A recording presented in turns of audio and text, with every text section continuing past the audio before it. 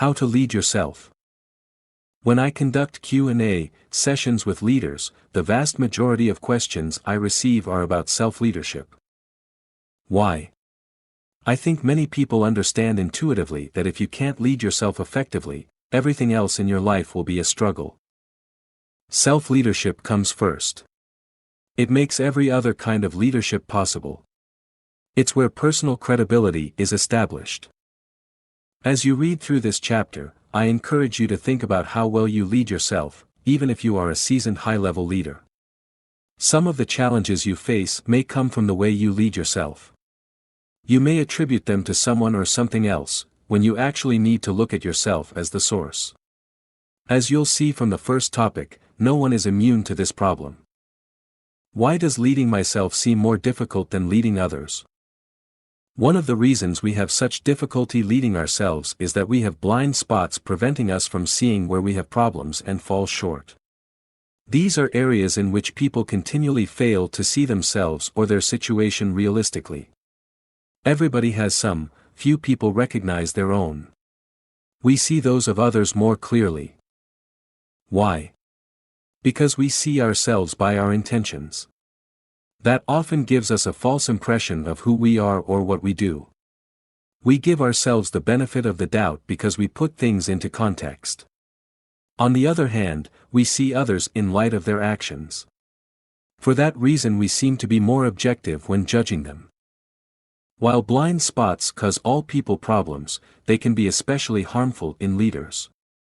Because leaders influence others and their actions affect the team's, departments, or organization's outcomes, the problems that come from their blind spots are exaggerated. Their blind spots have a multiplying effect on the people in their sphere of influence. To lead yourself successfully, you must identify your blind spots and deal with them effectively. To help you do that, I want to talk about the 4 most common and destructive blind spots among leaders. 1. A singular perspective.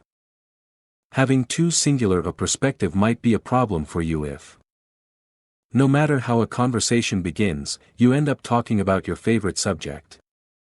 You keep giving the same speech, lecture, or piece of advice over and over again.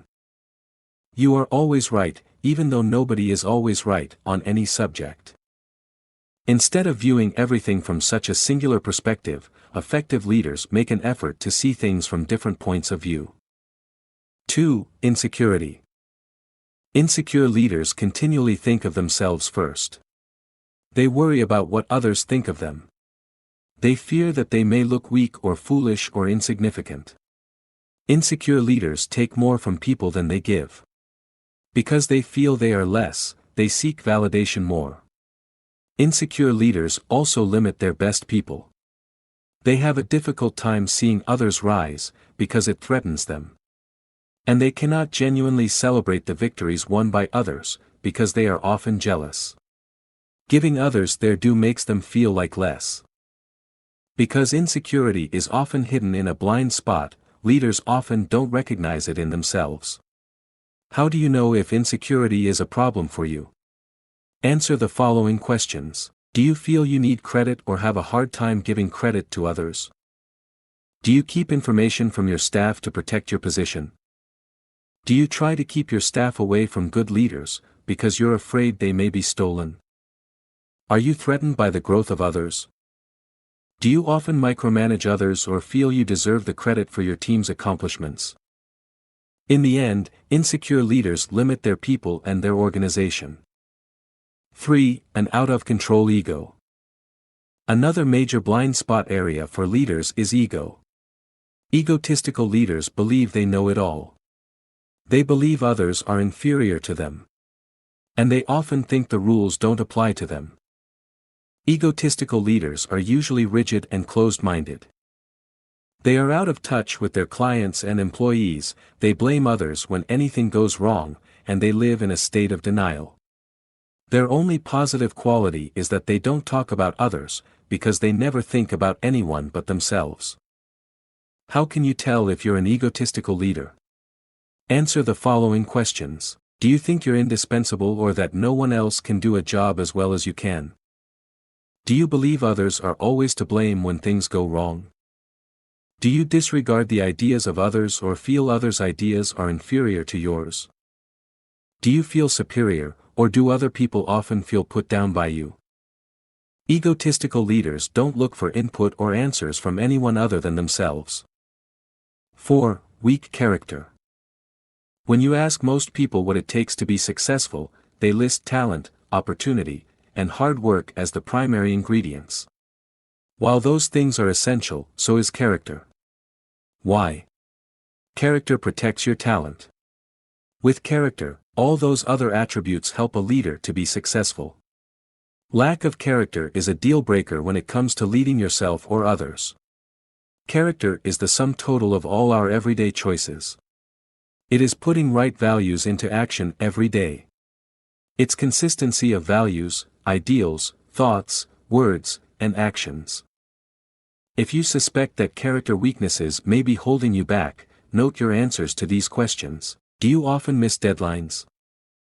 Do you make vows, resolutions, or decisions to change and then go back to your old behavior?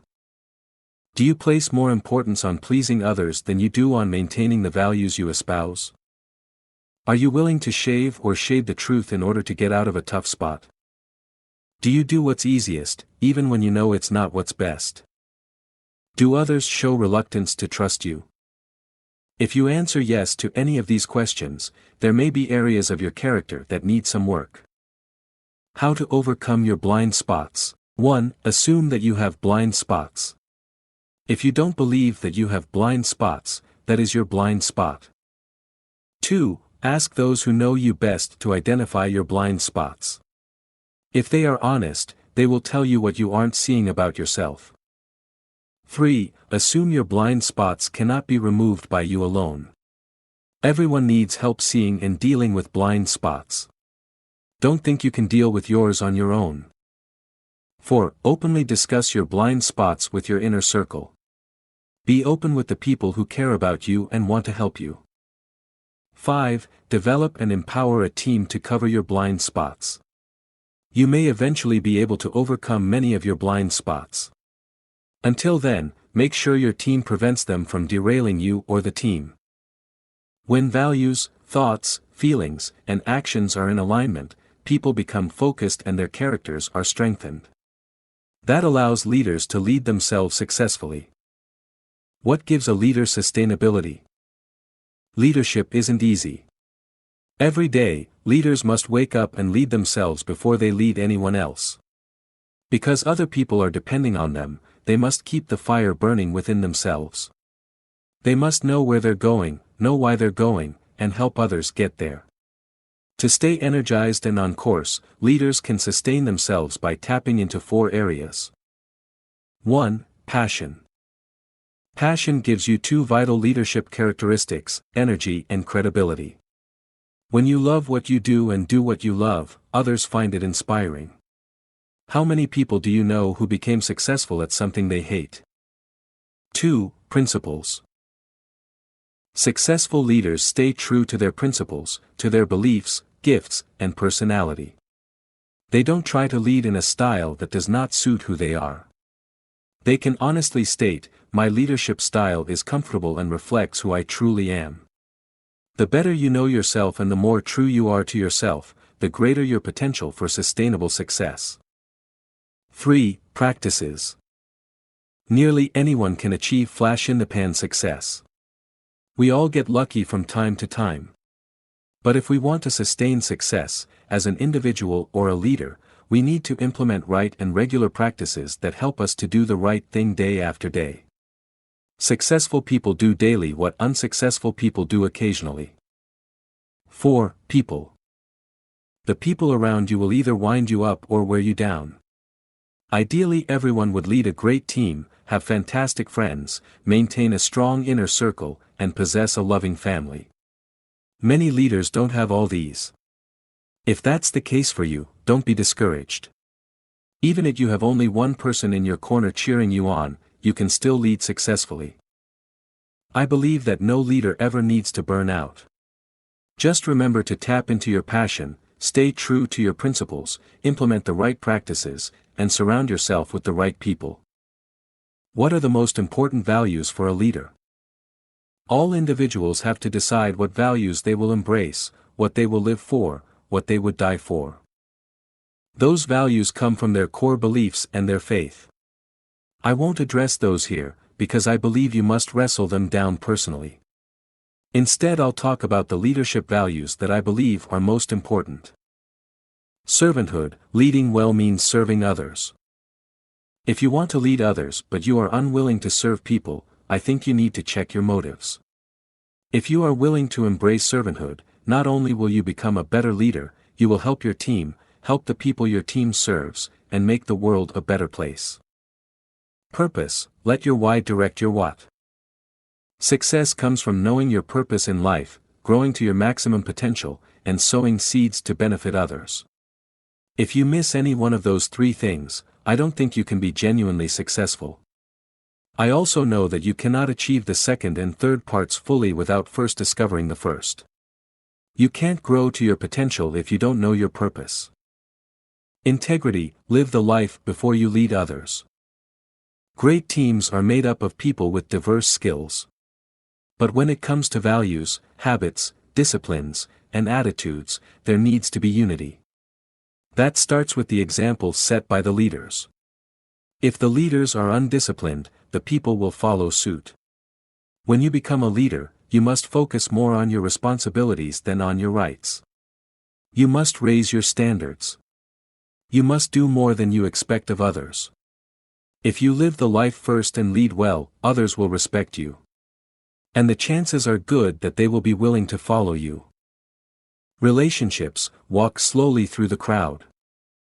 Leadership impact is drawn not from position or title but from authentic relationships. Treat people with kindness and respect, and go to where they are to connect with them. A lot of leaders assume that people will come to them if they need or want something. But effective leaders initiate. They communicate vision. They seek out opportunities. They start initiatives that will benefit the organization. They know that they will never possess what they are unwilling to pursue.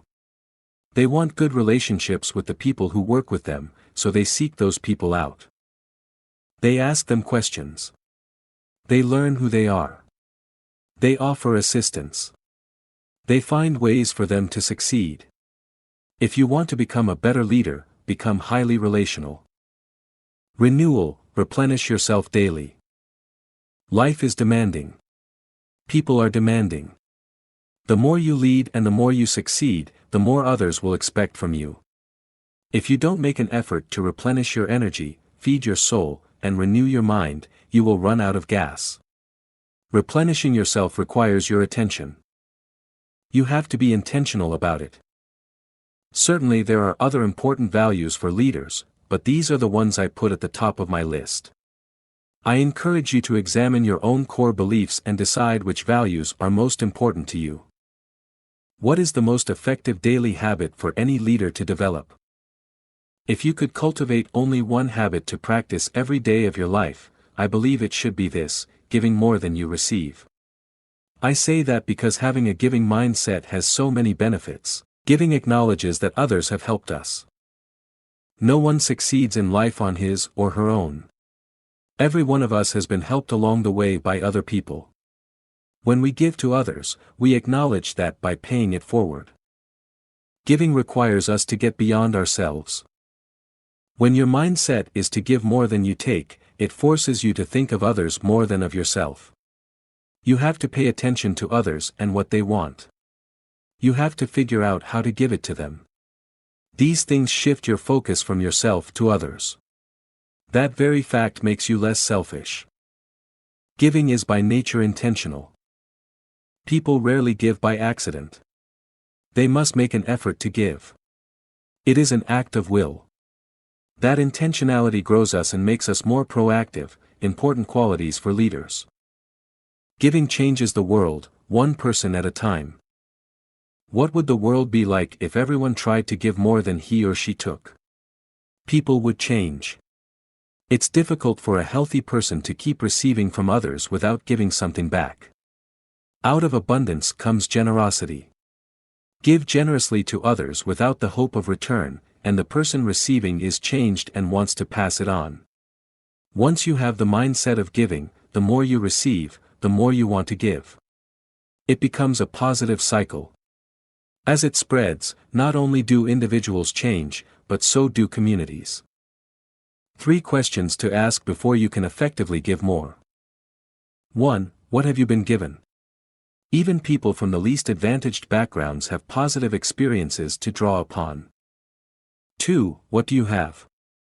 Discover what talents, skills, and passions reside in you that you can pass along to others. 3. What can you do? What opportunities do you currently see to add value to others?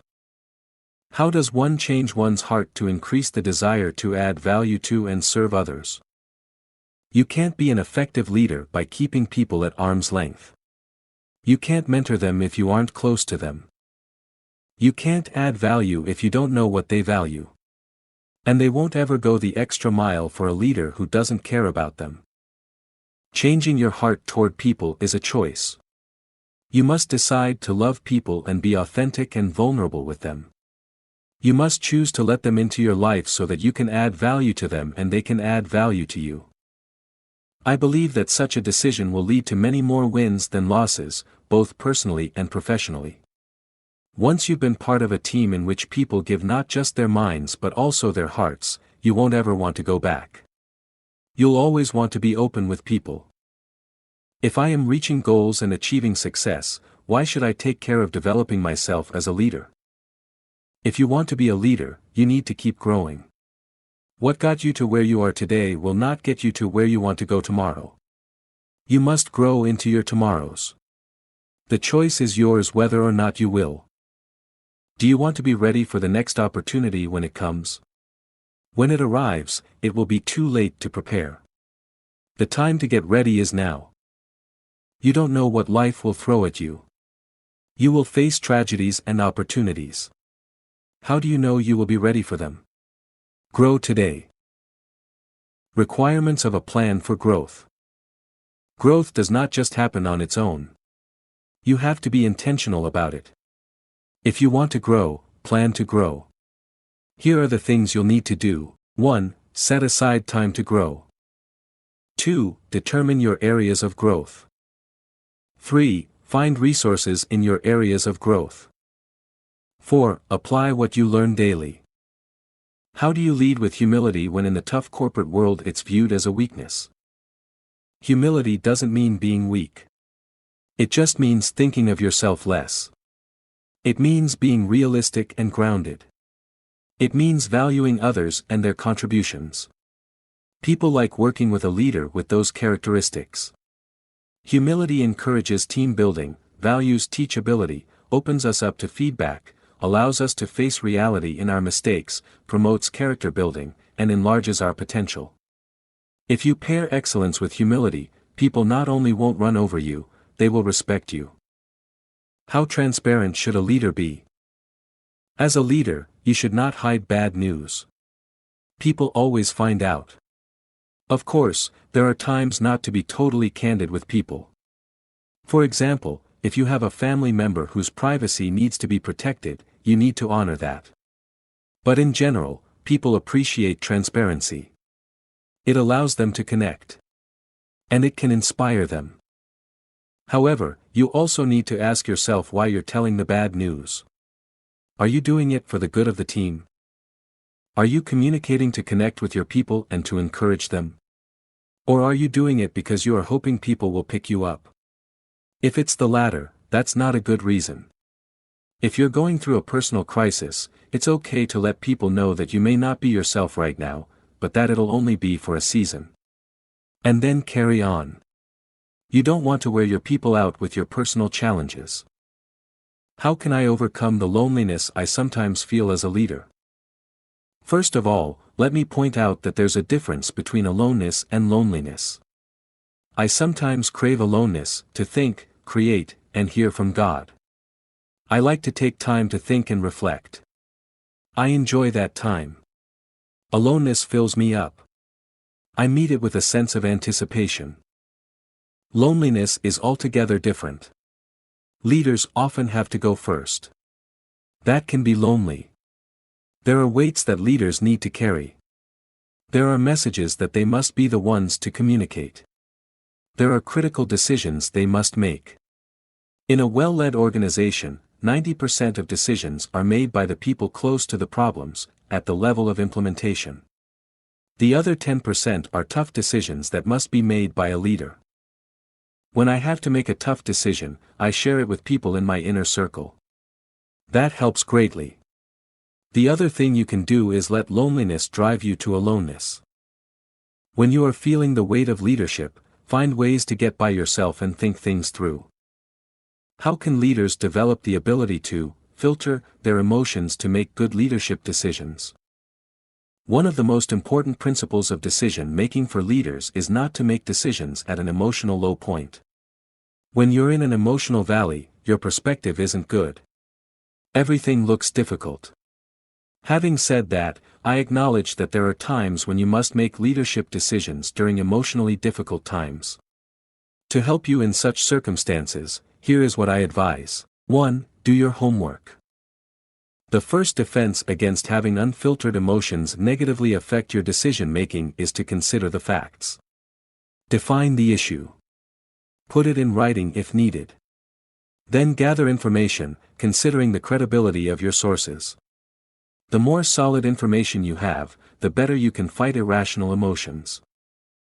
2. List your options and where they could lead. Another part of the fact-finding process is to think about outcomes. Brainstorm every option you can think of and what the potential results could be.